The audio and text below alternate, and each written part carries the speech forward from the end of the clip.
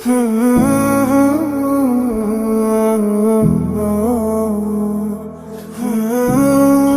බං යන්නේ? උඩ බලන්න බං පාරේ යන්නේ. මු කොහොම පොට්ටේනේ බං.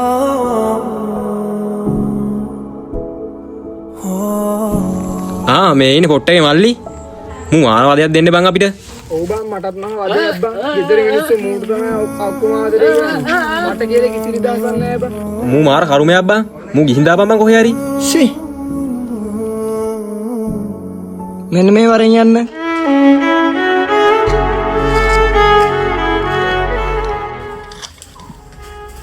අනේ අම්මේ මට්ටන රෙද්දේ පාවෙලා ඉන්නේ. අනේ අම්මේ මූව කොහේ හරි ගිහින් දාන්නනේ රෙද්ද. මූ නිසා මටවත් පාරක බහැලා යන්න නෑ. මගේ යාළුවොත් මට කියන්නේ ඔන්න පොට්ටේගේ මල්ලි එනවා කියලා. මට නම් එපා වෙලා තියන්නේ අනේ.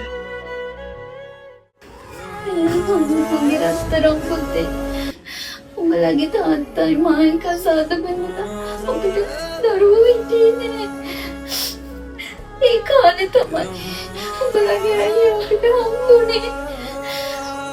උඹලගේ අයියා උපතින්ම කොළු වුණාට උගේ අතපය බැරි වුණාට උපතින් මන් දෙකුනේ නෑ මගේ පුතේ. එහෙනම් වර කනවලා යන්නේ මොඩේ අම්මේ. උඹ දන්නේ නැති ලොකු කතාවක් තියෙනවා මගේ පුතේ.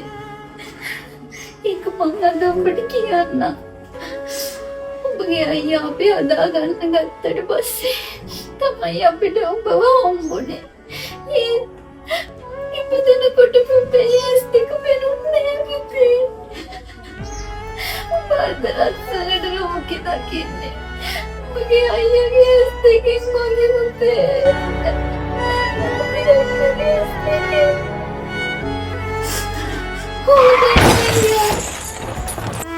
අයියා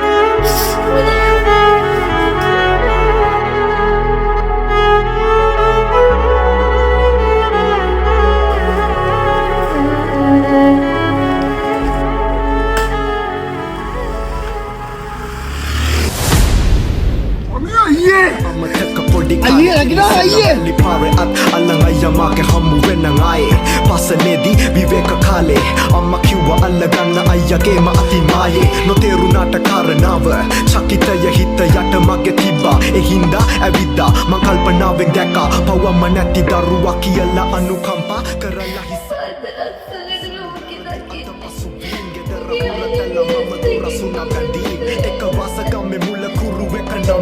අම්මා මාව වඩා අල්ලගත්තේ උඹ අතින් නොවුනට එකලේ අපි එකදම් වැලේ දින සතිගේ අපි ආස කළේ වෙලවගේ වන්න වෙරළේ දැසේ සතුටු කඳුළුම නිතර දෙවෙලේ ඇයගේ